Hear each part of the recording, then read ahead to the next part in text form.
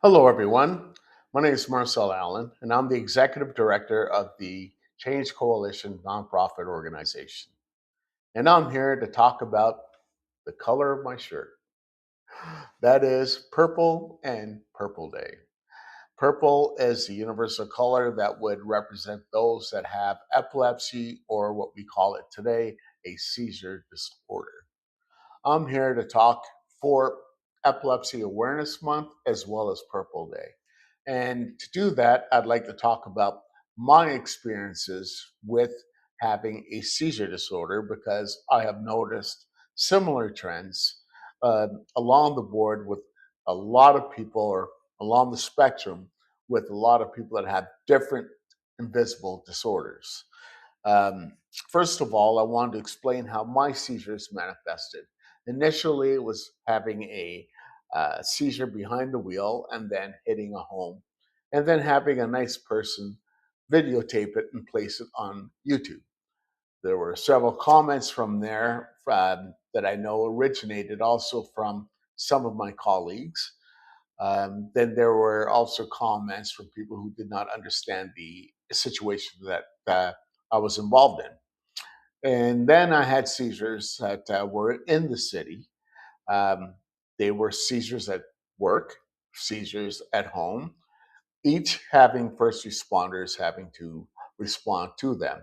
Now imagine the embarrassment of having a seizure and then having your colleagues attend to help you with your seizure.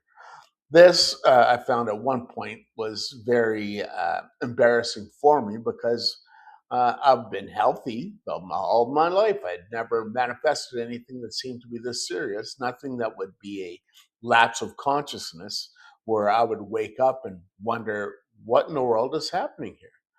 Why are police around me? Why are all these people around looking at me? Why do I have blood all over me? All these things had occurred during different seizures. And other than the epilepsy itself, I would say that this was probably a precipitant for PTSD as well.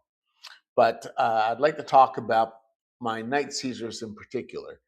My night seizures, first of all, taught me never to sleep in the nude because I slept walk during these night seizures and I would leave my home.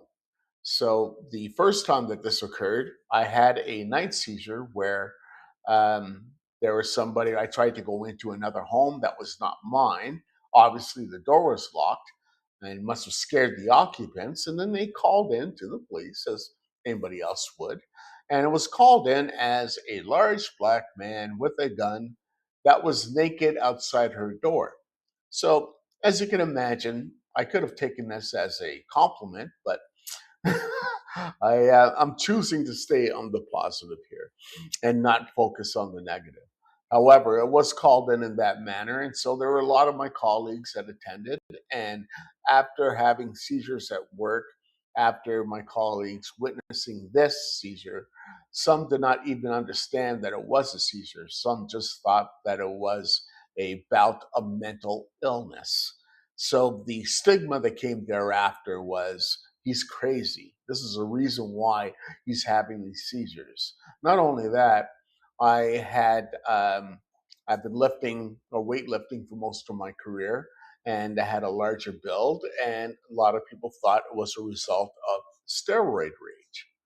So the interesting thing is the side effect of a lot of anti-seizure drugs is mood disorder issues, issues where somebody can be easily agitated while on anti seizure medications. So, the very first challenge was actually getting my medical professionals to prescribe the appropriate medication for me. This took 5 to 6 years. And it took a lot of work on my end to state, this is what I see. This is not what I like. Is there a medication that could serve me better? Thankfully, I had a really good neurologist that helped me out with that. What I'd like to focus on next is the response that I got from my colleagues. Now, this could be from extremely good to extremely bad. The spectrum is very large here. I had a lot of colleagues that were right there to support me no matter what occurred. They were there to say, "We understand you, brother. We're here to help you, brother. Whatever you need, we're there for you, brother." Because that's what it's like in that occupation. When you're in policing, you are brothers, you're brothers in blue. The reason why is because you're literally putting your life on the line at any call, and that person that is putting their life on the line, putting their life on the line beside you, you have to have that kind of kinship. Otherwise, you cannot trust that they will be there when things really do explode.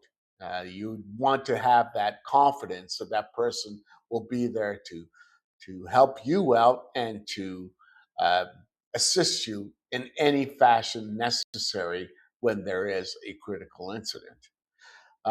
So these people were there to support me because they knew how I was on a regular basis. They knew how I was during calls. They knew how I was with responding to people who had similar issues, using empathy, personalization, all of the skills that were at my within my kit were always used rather than having to use the sidearm or having to use any of the weapons that were at my side.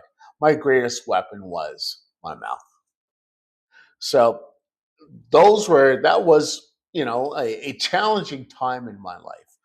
But how did I deal with it? Well, the way that I dealt with it was I looked at self care and I made self care a full time job. Thankfully, I was able to do so because I was on disability and then subsequently on WSIB. I made it a full time job to make myself healthy. I utilized meditation, I utilized Tai Chi, utilized still training every day. And I made sure that I kept myself healthy in terms of having water with me at all times and eating well. All of these put together made me a better person. Not only that, I had a few people within my social network that I can always call. I can always speak to them whenever times were down, and they were always there to comfort me. This was a large, large impact on how I became a better person, a better me, and able to be the executive director of the Change Coalition. Now, I want to acknowledge once again that there was good and bad.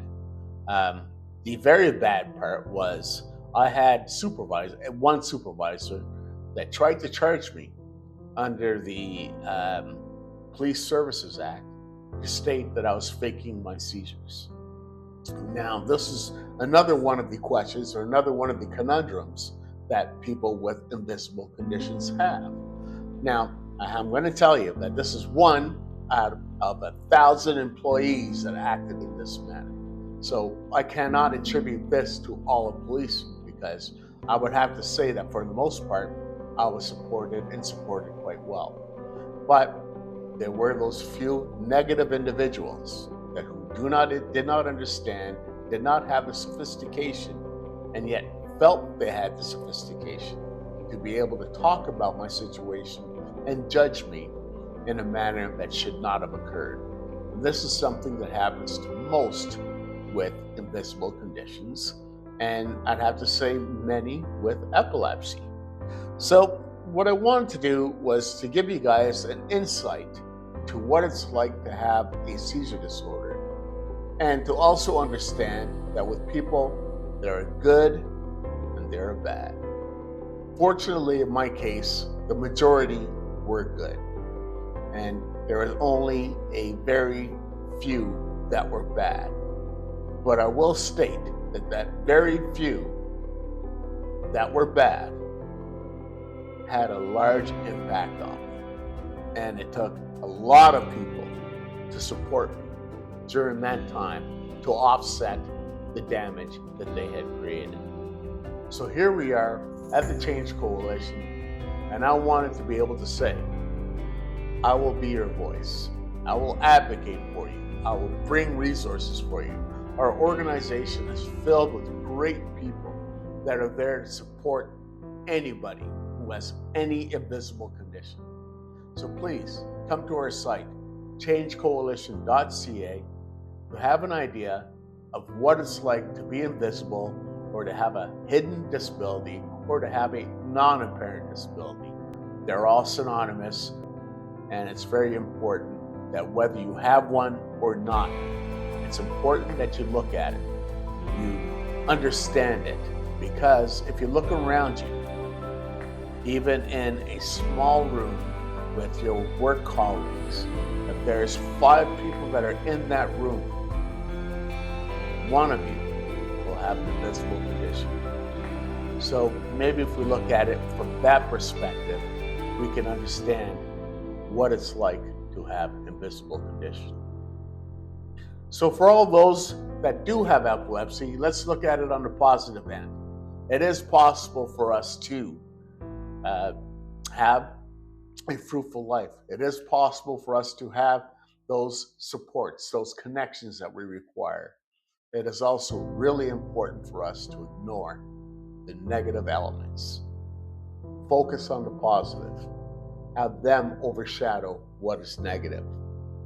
What is negative is not needed in your life.